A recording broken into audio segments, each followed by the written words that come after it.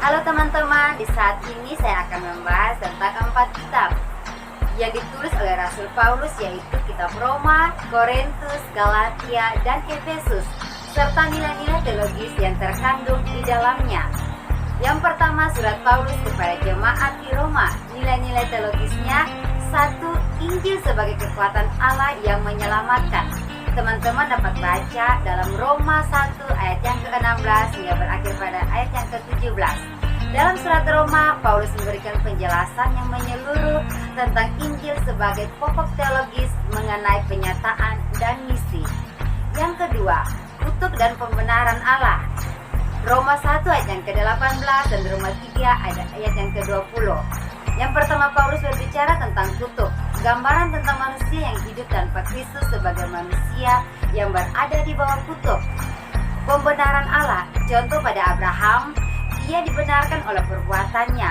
Paulus juga menegaskan bahwa bukan saja oleh perbuatannya, melainkan oleh iman. Dalam Kejadian 15 ayat yang ke-6. Nilai teologis yang ketiga yaitu hidup di dalam pengharapan. Paulus menggambarkan orang yang beriman sebagai orang yang berada di tengah penderitaan yang memiliki pengharapan kepada Allah.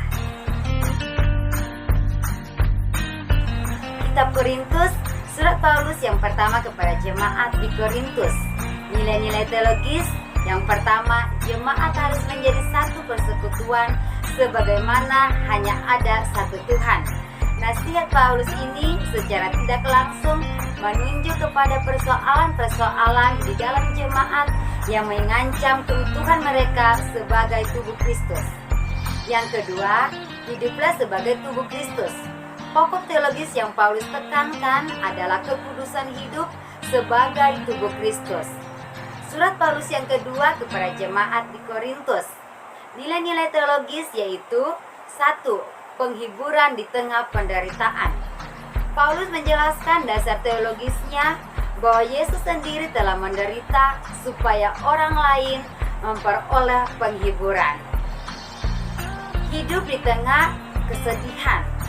Surat Paulus menimbulkan duka cita ini di hati anggota jemaat di Korintus, tetapi Allah memakai duka cita itu agar jemaat bertobat. Kita dapat lihat dalam 2 Korintus 7 ayat yang ke-9 sampai pada ayat yang ke-10. Yang ketiga, hidup di tengah ancaman kematian.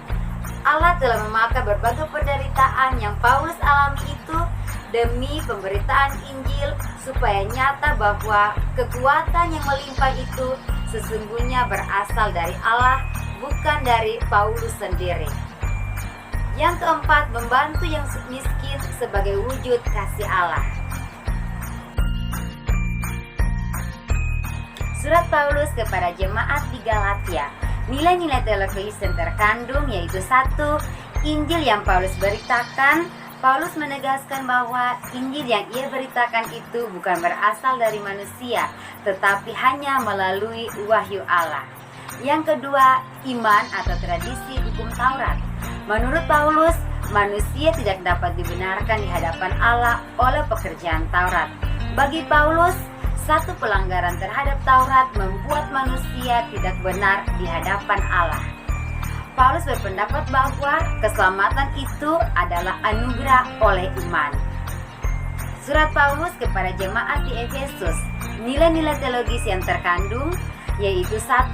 Gereja yang esa. Pokok utama yang dibahas dalam surat ini adalah gereja, dalam bahasa Yunani yaitu eklesia. Dalam surat Efesus, eklesia menunjuk kepada gereja secara menyeluruh, mencakup orang beriman di mana-mana. Menurut surat Efesus, keesaan gereja itu terletak pada maksud atau rencana Allah. Yang kedua, gereja masih terus berjuang.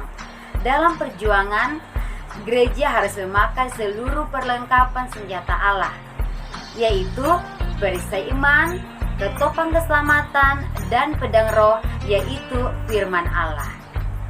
Terima kasih. Tuhan Yesus memberkati.